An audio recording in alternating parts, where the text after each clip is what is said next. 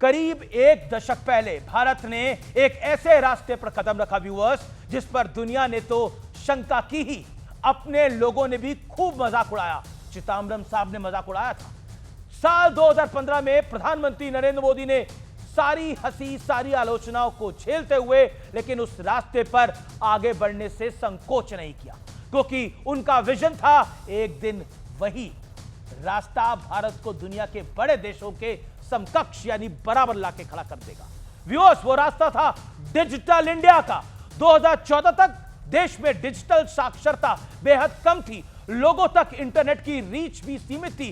जो बच्चे 2014 के बाद पैदा हुए हैं उन्हें तो शायद पता भी नहीं होगा। और उस दौर में मुझे पूर्व वित्त मंत्री, कांग्रेस के बड़े कद्दावर नेता पी चिदंबरम का वो बयान याद आता है जो उन्होंने संसद में दिया था।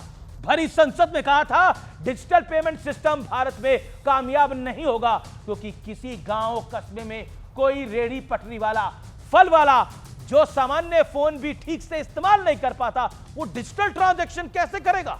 आज गांव देहात की उन्हीं रेड़ी पटरी वालों ने साबित कर दिया कि वो किसी से कम नहीं है।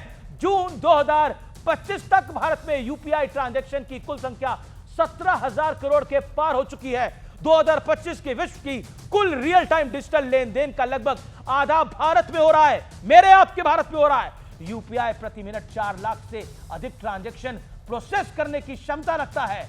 2024-2025 में यूपीआई की सालाना 100 अरब से अधिक लेन देन दर्ज किए गए हैं। खास बात यह है व्यूअर्स कि भारत में दुनिया का सबसे सस्ता इंटरनेट है। आंकड़े बताते हैं भारत में औसतन 10 रुपए का 1 GB डाटा मिलता है, जबकि चाइना में 32 रुपए, दक्षिण कोरिया में 151 रुपए, अमेरिका में 513 रुपए प्रति GB डाटा मिलता है। भारत में इंटरनेट यूजर्स की संख्या एक दशक में 285% यानी 285% बढ़ी है।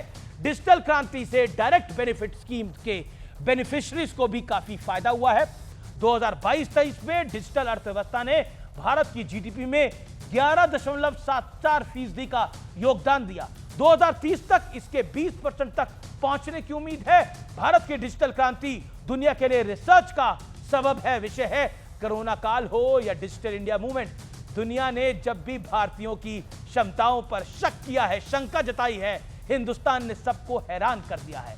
और वो कहावत है ना, स्काई इज द लिमिट। अभी तो दुनिया ने देखा ही क्या है, भारत का बेस्ट आना अभी बाकी है, यानी हमारा सर्वोच्च आना अभी बाकी है। इसलिए यह खबर उत्साहजनक है, गुड न्यूज है।